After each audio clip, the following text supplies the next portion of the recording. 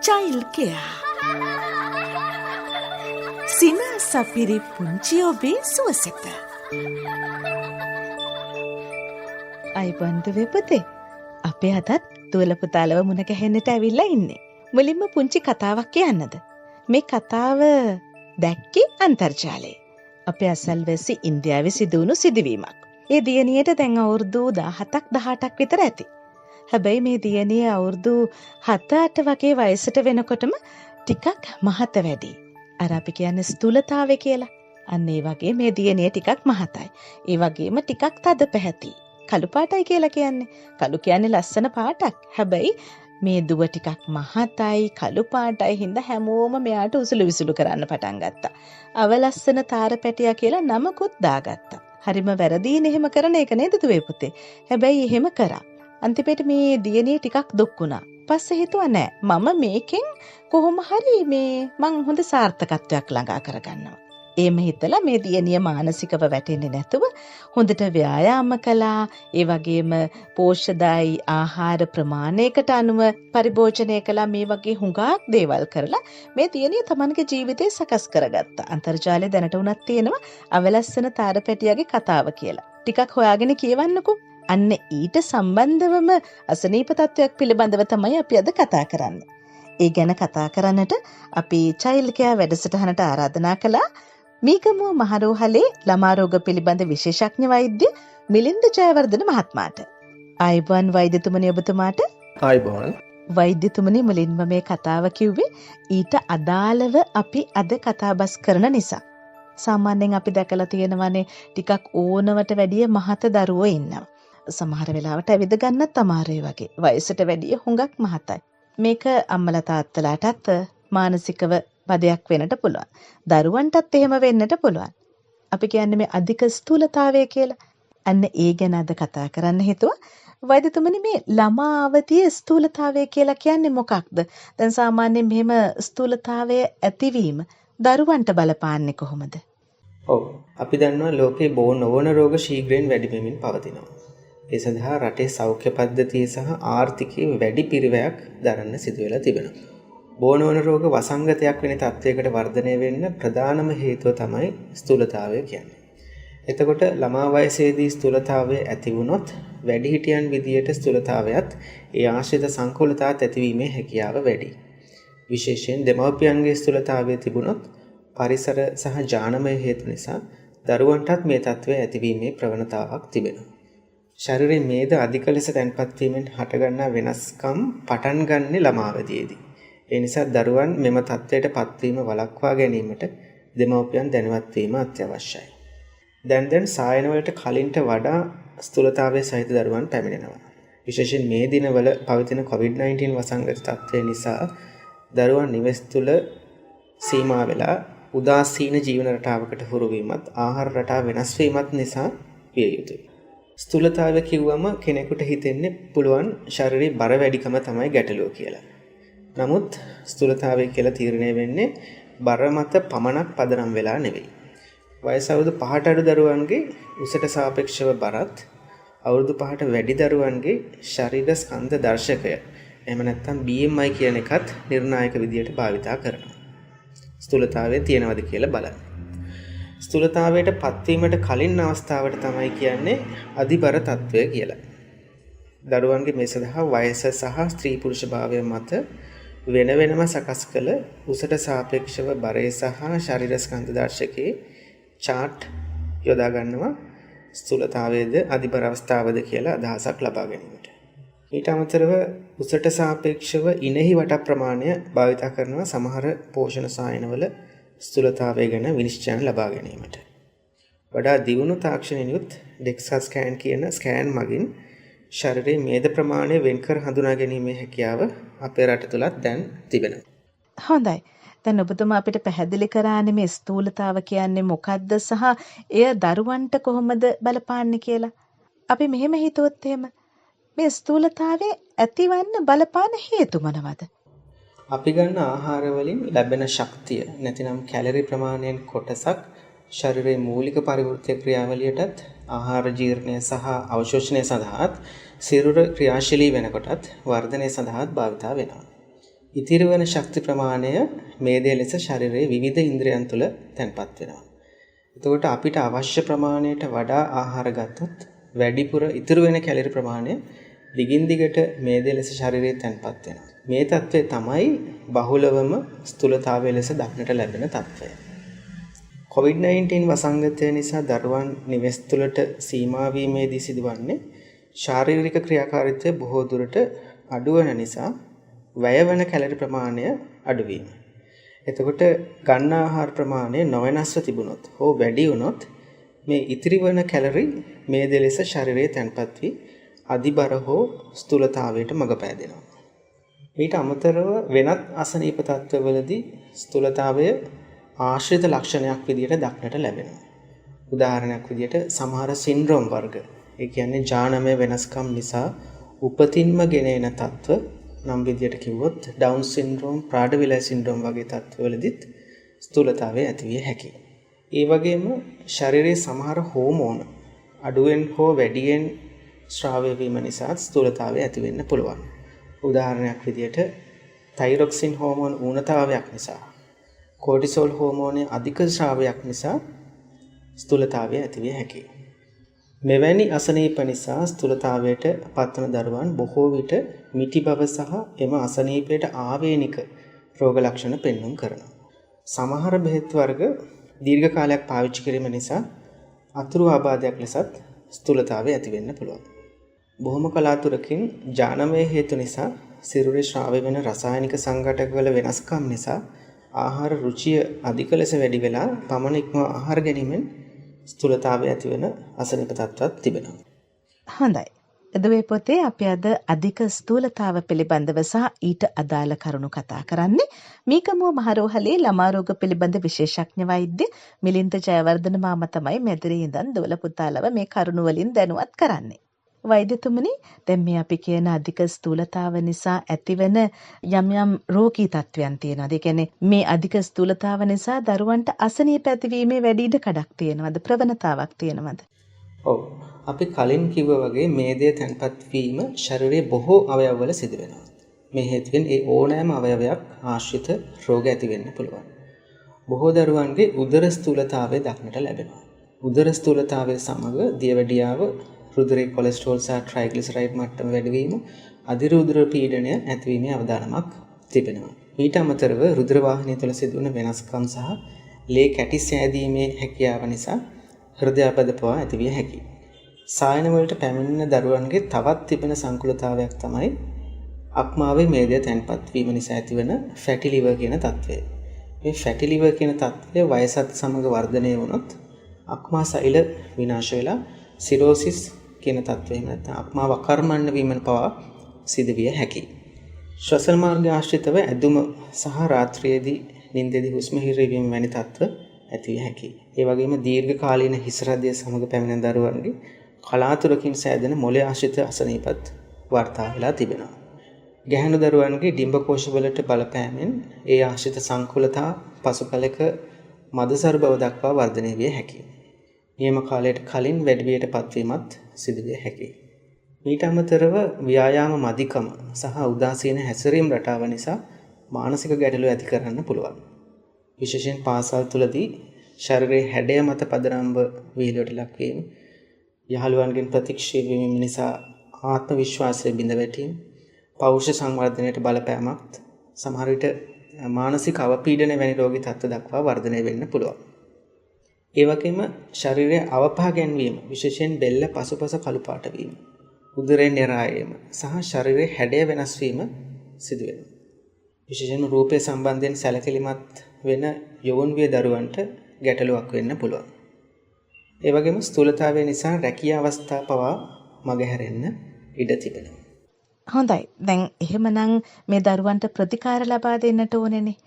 දැන් ඒ වගේ දරුවෙකු පරීක්ෂාවකට ලක් කරද්දී විශේෂ ක්‍රමවේදයක් තියෙනවද? නැත්නම් කොහොමද අධික ස්ථූලතාවෙන් පෙළෙන දරුවෙකු පරීක්ෂාවට ලක් කරන්නේ? ඔව්. එවැනි දරුවෙකුට විවිධ අංශ එකතු වෙලා තමයි ප්‍රතිකාර කළ යුත්තේ. ස්ථූලතාවයට හේතුවත් දරුවාගේ ආහාර රටාව පිළිබඳ තොරතුරුත් දරුවාගේ පසුබිමත් සොයා බැලිය යුතුයි ප්‍රතිකාර කිරීමට කලින්. ඒ වගේම දරුවාගේ සම්පූර්ණ ශාරීරික පරීක්ෂාවක් සිදු කළ යුතුයි.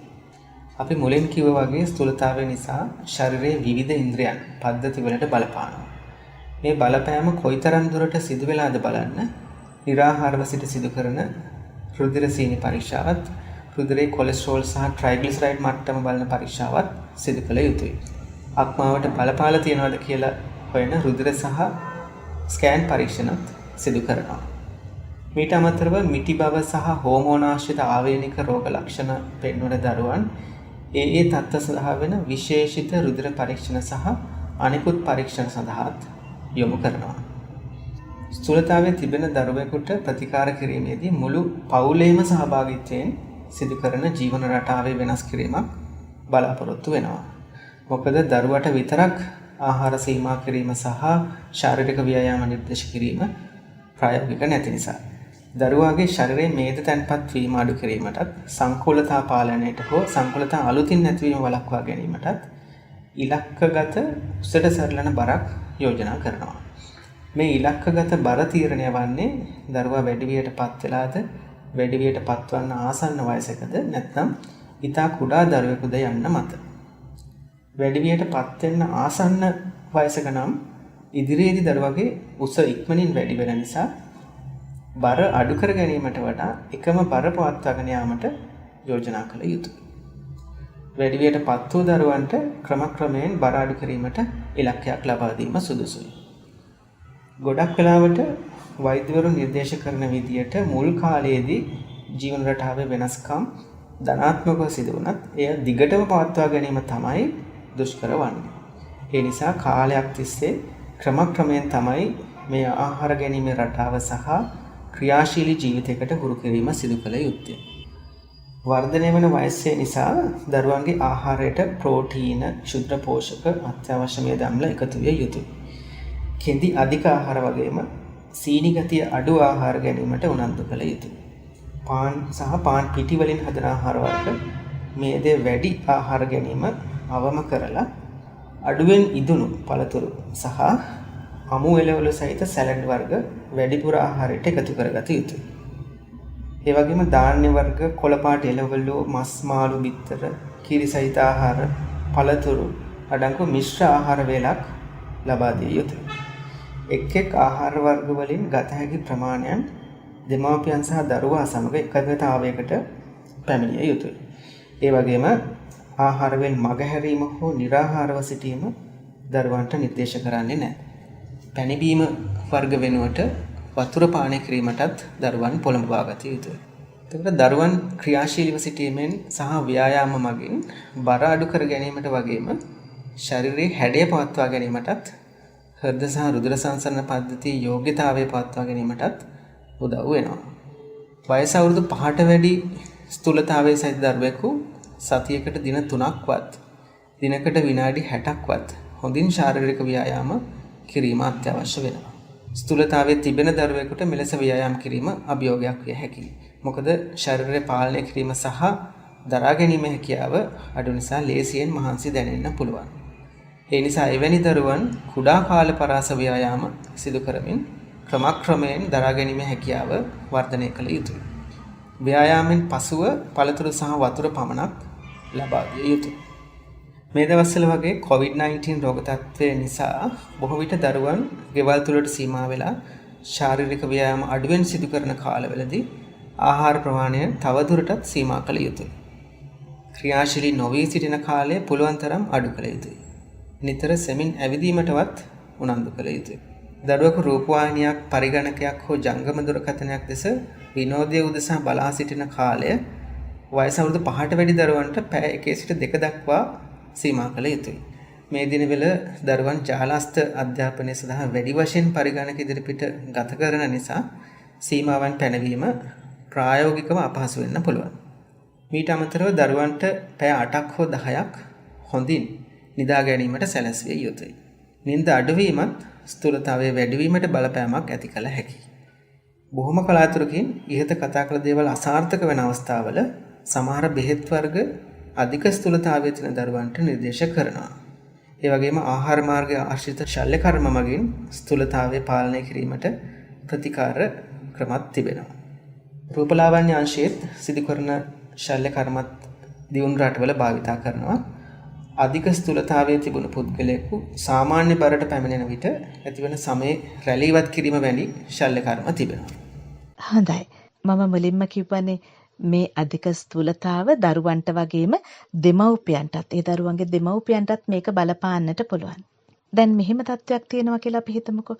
අධික ස්ථූලතාවෙන් පෙළෙන දරුවන් ඉන්නවා නම් ඒ දරුවන් සහ දෙමව්පියන් මානසිකව මින් අත්මි දෙන්නට කොහොමද හැඩගස්වන්නේ? ඔව්, ඒක හොඳ ප්‍රශ්නයක්. අපිට තියෙන ලොකුම අභියෝගයක් තමයි දරුවන් වෛද්‍ය නිර්දේශ පිළිපදින තැනට පොළඹවා ගැනීම. ගොඩක් දෙමාපියෝ කැමති දරුවා කෙට්ටු නැතුව මහතට ඉන්නවා දකින්න. මහතට හිටියට දරුවට ස්ථූලතාවයේ තිබෙනවා කියලා පිළිගන්නත් දරුවා ඉක්මනින් රෝගියෙකු බවට පත්විය හැකි කියන එක පිළිගන්නත් සමහර දෙමාපියන් මැලිකමක් දක්වනවා. මේ සඳහා දෙමාපියන් සහ පවුලේ අනිත් සමාජිකයන්ගේ උදව් අනිවාර්යෙන් අවශ්‍යයි. වෛද්‍යවරු මුලින්ම සිදු කරන්නේ දරුවගේ ස්ථූලතාවයේ කොයිතරම් දුරට බලපාලා තියෙනවද, ඉදිරියේදී මේ තත්ත්වය වර්ධනය වුණොත් සෑදෙන සංකුලතා මොනවද කියන එක ගැන දෙමාපියන් දැනුවත් කිරීම. ඒ වගේම සෞඛ්‍ය සම්පන්න ආහාර රටාව සහ ව්‍යායාම සහ ශාරීරික යෝග්‍යතාව ගැන දැනුවත් කිරීම. සිදු කරන සියලු වෙනස්කම් පවුලේ සියලු දෙනා එකතු වෙලා සිදු කරන්න උපදෙස් දෙනවා. දෙමාපියන් සහ අනිත් වැඩිහිටියන් හොඳ ආහාර රටාවත් ක්‍රියාශීලී ජීවන රටාවත් තමනුත් අනුගමනය කරමින් දරුවා පොළඹවා ගැනීමට කටයුතු කළ යුතුයි. මේ මගින් පවුලේ සමාජිකයින්ගේ සෞඛ්‍ය තත්ත්වයත් වර්ධනය කරගත හැකියි. සමහර දරුවන්ට පාසලෙන් සහ සමවයසේ යහළුවන්ගෙන් උසුළු විසුළු වලට ලක්වීම වැනි හේතු නිසා ආත්ම විශ්වාසය හීන වීම සහ මානසික අවපීඩනය වැනි තත්ත්ව ඇතිවිය හැකියි. එම නිසා එවැනි තත්ත්වවලට මුහුණ දීමට දරුවා සූදානම් කළ යුතුයි. අවශ්‍ය වුණොත් මනෝ උපදේශන සේවාවන් වලට සහ මනෝවෛද්‍ය ප්‍රතිකාර ලබා දීම සිදු කළ යුතුයි. විශේෂයෙන් මේ දිනවල දරුවන් උදාසීනව සහ අලස ලෙස නිවෙස් තුළ කාලය ගත කරනවා නම් වැඩිහිටියන් ඉක්මනින් ක්‍රියාත්මක වෙලා ක්‍රියාශීලී ජීවන රටාවකට හුරු කළ යුතුයි. හොඳයි වෛද්‍යතුමනි. අපි මේ දරුවන්ගේ අධික ස්ථූලතාව ඇයි මෙහෙම දේවල් ඇතිවන්නේ, මානසිකව කොහොමද බලපාන්නේ, ඒ වගේම කොහොමද ඒ වගේ දරුවෙක් පරීක්ෂාවට ලක් කරන්නේ, අම්මලා තාත්තලාට කොහොමද මේ දරුවන්ව බලා කියා ගන්නට සිද්ධ වන්නේ, මෙන්න මේ කරුණු ගැන කතා කරනවනේ. මට හිතෙනවා ඔබතුමාගෙන් දැනගන්නට දැන් මෙහෙම අධික ස්ථූලතාවයකින් දරුවෝ ඉන්නවනම් අන්න ඒ තත්වෙන් අත්මුදව ගන්නට මොන වගේ දේවල්ද කරන්නට ඕනේ? ඒක හුඟක් වැදගත් වෙනවා මේ වෙලාවේ ඔබතුමා කිව්වොත්. ඔව්. ස්ථූලතාවයේ වැළැක්වීමට සිදු කළ යුතු දේ ලදරු අවධියේදීම පටන් ගත යුතුයි. ලදරුවන්ගේ වර්ධන රටාව මුලින්ම අඳුරගෙන අවශ්‍ය ප්‍රමාණයට පමණක් ආහාර ලබා දිය යුතුයි. සමහර වෙලාවට අඩුපත් බර සහිත දරුවෙකු ඉක්මනින් බර වැඩි කිරීමට උත්සාහ කිරීම දරුවා පසු කාලයක තරබාර බවට පත් කිරීමට හේතුවක් වෙන්න පුළුවන්. කුඩා දරුවන්ගේ ළමා සෞඛ්‍ය වර්ධන සටහනේ ඇති වර්ධන රේඛා හොඳින් අධ්‍යයනය කරලා තමයි වෛද්‍යවරු මේ ගැන උපදෙස් දෙන්නේ. මෙහිදී වර්ධන සටහන් වල විශේෂයෙන් උසට සරිලන බර උපරිම සහ අවම සීමාවන් තුල පවත්වා ගැනීම සිදු කළ යුතුයි. ඒ ගැන දෙමාපියන් දැනුවත් කළ යුතුයි. අපේ සමාජයේ දකින දෙයක් තමයි කුඩා දරුවෙක් කෙට්ටුයි කියලා දැක්කොත් ඒ ගැන නිරන්තර පසුතැවීමට ලක්වීම සහ දෙමාපියන් විවිධ ක්‍රම උපයෝගී කරගෙන බර වැඩි කිරීමට යොමු වීම. මේ මගින් දරුවන්ගේ සාමාන්‍ය වර්ධන රටාව වෙනස් වෙලා පසු කාලයක ස්ථූලතාවයට මඟ පෑදීමක් විය හැකියි. සෞඛ්‍ය සම්පන්න ජීවන රටාවක් පවත්වා ගැනීම පිළිබඳ කරුණු පාසල් විෂය නිර්දේශයට එක් කිරීම සුදුසුයි. ශාරීරික අධ්‍යාපන වැඩසටහන් දිනපතා පාසල් තුල සංවිධානය විය යුතුයි. ඒ වගේම ජනමාධ්‍ය තුළින් සෞඛ්‍ය අධ්‍යාපන වැඩසටහන් විකාශනය වගේම සෞඛ්‍ය සම්පන්න නොවන ආහාර හා ජීවන රටා අධෛර්යමත් කළ යුතුයි. විශේෂයෙන් අපි දකින දෙයක් තමයි වෙළඳ දැන්වීම් සහ ටෙලිනාට්‍ය මගින් මේ වගේ සෞඛ්‍ය සම්පන්න නොවන ආහාර ප්‍රවර්ධනය කිරීම. ඒ නිසා වෙළඳ දැන්වීම් සහ ටෙලිනාට්‍ය හොඳින් නියාමනය අත්‍යවශ්‍යයි. රජය විසින් මේ සම්බන්ධ නීති ක්‍රියාත්මක කළ යුතුයි. අපේ සෞඛ්‍ය වෛද්‍ය නිලධාරී සායන සහ පාසල් සෞඛ්‍ය වැඩසටහන් තුලදී දරුවන් අධිබර තත්වයට පත්වීමට ප්‍රථම හඳුනාගෙන ක්‍රියාත්මක විය යුතුයි. ලෝක සෞඛ්‍ය සංවිධානයේ නිර්දේශයන්ට අනුව දිනකදී ක්‍රියාශීලීව සිටිය යුතු පැය ගණනත් උදාසීනව එකතැන සිටිය හැකි පැය ගණනත් හොඳ නිින්දක් සඳහා ගත කළ හැකි පැය ගණනත් දක්වා තිබෙනවා. මේ පැය ගණන් දරුවගේ වයස අනුව වෙනස් වෙනවා. අවුරුදු 5 සිට 17 දක්වා දරුවන්ට ශරීරයට හොඳින් දැනෙනසේ සිදු කරන ව්‍යායාම සතියට දින 3ක්වත් දිනකට මිනිත්තු 60ක්වත් සිදු කළ යුතුයි. උදාසීනව අක්‍රියව ගත කරන කාලය, ඒ කියන්නේ රූපවාහිනියක්, ජංගම දුරකථනයක්, පරිගණකයක් ඉදිරිපිට ගත කරන කාලය පැයක් දක්වාවත් අඩු විය යුතුයි. මේ වයස් සීමාවේ දරුවන් හොඳ තත්ත්වයේ නිින්දක් දිනකට අවම වශයෙන් පැය 8ක්වත් ලබා දිය යුතුයි. හොඳ තත්ත්වයේ නිින්දක් කියන්නේ කොහොමද? රාත්‍රී ආහාර නොගෙන නිින්දට නොයෑම, ඒ වගේම විදුලි බුබුලු නිවා දමා හෝ ආලෝකයෙන් නිරාවරණය නොවී නිින්දට යෑම, එකම වේලාවට නිින්දට යාම සහ එකම වේලාවට අවදි වීමට පුරුදු වීම සිදු කළ යුතුයි. ඒ වගේම ජංගම දුරකථන නිදන කාමරය තුල තබා නොගැනීමටත් හුරු විය යුතුයි. හොඳ තත්ත්වයේ නිින්දක් ලැබීම තුළින් දරුවන්ගේ මතක ශක්තිය, අවධානය, ඉගෙනීමේ හැකියාව, හැසිරීමේ අසාමාන්‍යතා මගහරවා ගත හැකියි. වයස අවුරුදු 1 සිට 4 දක්වා දරුවන් හති දමන මට්ටමට සිදු කරන ව්‍යායාම දිනකට විනාඩි 60 සහ ක්‍රියාශීලීව ක්‍රීඩාවේ යෙදීම පැය 3ක් දක්වා සිදු කළ යුතුයි. උදාසීනව එකතැන සිටීම නැතිනම් රූපවාහිනිය පරිගණකය දෙස බලා සිටීම පැයක් දක්වා අඩු විය යුතුයි. මේ වයසේ දරුවන් හොඳ තත්ත්වයේ නිින්දක් පැය 10ක් හෝ 12ක් ලබා ගත යුතුයි. වයස අවුරුද්දට අඩු දරුවන් දවසින් භාගයක්වත්, ඒ කියන්නේ පැය 12ක්වත් හොඳ තත්ත්වයේ නිින්දක් ලැබිය යුතුයි. මෙම දරුවන් කිසිම මොහොතක රූපවාහිනිය, පරිගණකය හෝ ජංගම දුරකථන තිර දෙස බලා සිටීම සිදු නොවිය යුතුයි. හොඳයි දුවේ පුතේ. නන්ද මුලින්ම මතක් කරා නේද අවලස්සන තාරපැටියාගේ කතාව. ටිකක් මහත වැඩි, ටිකක් කළු පාටයි කියලා අපි කියන කෙනෙක්ව දැක්කොත් ඒ අයට විහිළු කරන්න එපා පුතේ. දැන් ඒ දියණිය නම් මේ කියන දේවල් එච්චර හිතානේ නැතුව Tamanගේ ජීවිතේ ජයග්‍රහණය කළා. හැමෝටම මේ දේ ඒ විදිහටම හිත හදාගන්න බැහැනේ. ඒ නිසා ටිකක් මහත කෙනෙක් දැක්කොත් එහෙම උසුළු විසුළු කරන්නට එපා. සමහර විට දවසක අපිටත් එහෙම වුණොත් නේද? ඒ හින්දා අනිත් අයගේ අසනීප තත්වයකට, අඩුපාඩුවකට hina වෙන්න එපා කියලාත් මතක් කරන්න ඕනේ. නේද දුවේ පුතේ? ළමාවදී ස්ථූලතාව කියලා කියන්නේ මොකද්ද? ඇයි මෙහෙම දේවල් සිද්ධ වෙන්නේ? කොහොමද මේ වයින් අත් මිදෙන්නේ? ඒක දරුවන්ට සහ දෙමව්පියන්ට මානසිකව බලපාන්නේ කොහොමද? සහ ඉන් අත් මිදෙන්නේ කොහොමද? සහ ස්ථූලතාවෙන් වැළකෙන්නේ කොහොමද? මෙන්න මේ කරුණු පිළිබඳව තමයි අද සිනා සපිරි පුංචි ඔබේ සුවසෙත චයිල්ඩ් කෙයා වැඩසටහනින් අපි කතා කළේ. මේ පිළිබඳව දුවල පුතාලව දැනුවත් කළේ මීකමුව මහරෝහලේ ළමා රෝග පිළිබඳ විශේෂඥ වෛද්‍ය මිලින්ද ජයවර්ධන මාමා. අද චයිල්ඩ් කෙයා වැඩසටහනේ සම්බන්ධීකරණය කුරුණෑගල ශික්ෂණ රෝහලේ අස්ථි සහ විකලාංග රෝග පිළිබඳ ශල්‍ය වෛද්‍ය චතුර දේශප්‍රිය මෙන්ඩිස් මාමා. මම සේනානි වික්‍රමසිංහ නැන්දා. සිනා සපිරි පුංචි ඔබේ සුවසෙත චයිල්ඩ් කෙයා නිෂ්පාදනය කළා රශිකා වික්‍රමසිංහ නැන්දා. සීතල පිනිපොද වැටිච්ච සීපාලිකා මල් අහුරක් වගේ මුළු ලෝකෙම සුවඳ කරන්න අපිට පුළුවන්. ඒ මල් අහුරේ මලක් වෙන්න ඔබටත් ආරාධනා. විදුල ආසියාවේ ප්‍රථම සහ එකම ළමා ගුවන් විදුලිය. විදුල ළමා ගුවන් විදුලිය. විදුල ළමා ගුවන් විදුලිය.